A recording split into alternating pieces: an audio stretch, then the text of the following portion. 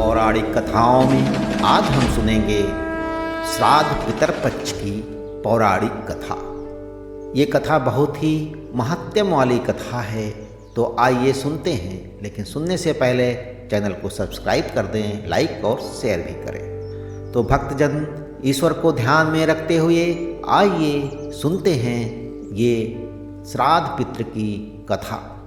सनातन धर्म में श्राद्ध पितृपक्ष में अपने पूर्वजों को याद करने के लिए वैदिक अनुष्ठान किए जाते हैं और उनकी आत्मा की शांति के लिए बहुत कम लोग इस कहानी को जानते हैं कि पितृपक्ष में दान क्यों किया जाता है।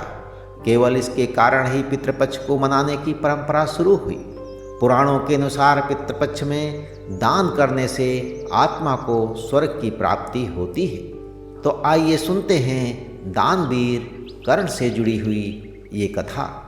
दानवीर कर्ण के बारे में सभी जानते हैं कि कर्ण देवी कुंती के सबसे बड़े पुत्र हैं और सूर्यदेव के पुत्र हैं। सूर्यदेव ने अपना वादा पूरा करने के लिए अपनी सुरक्षा कवच भी दान कर दिया था।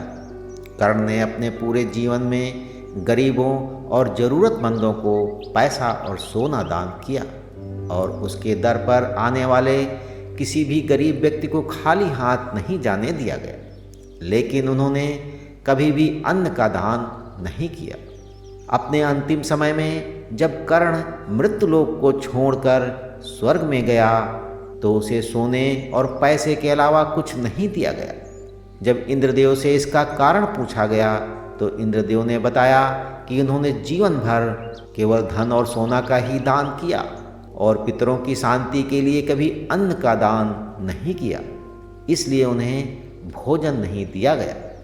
देवराज इंद्र की बात सुनकर सूर्यपुत्र कर्ण ने देवराज से कहा, मुझे अन्नदान के महत्व का पता नहीं था और अपनी गलती का एहसास करने पर अपनी गलती को सुधारने के लिए कुछ दिनों के लिए पृथ्वी पर जाने का अनुरोध किया।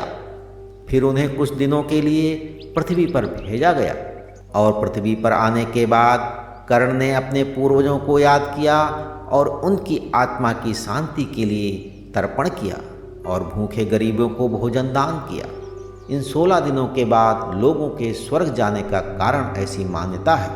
तभी से 16 दिनों का पितृपक्ष मनाने की परंपरा चली आ रही है। इस दिन लोग अपने पूर्वजों की याद में भोज का आयोजन करते हैं तथा अपने पूर्वजों की पसंद का भोजन किसी वेद पाठी पंडित को दान करना या किसी गरीब को दान करना अपना ही महत्व है।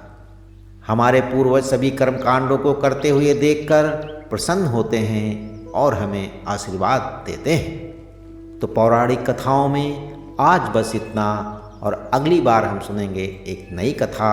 तब तक के लिए ईश्वर की सभी शुभकामनाएं आपके साथ बनी रहें।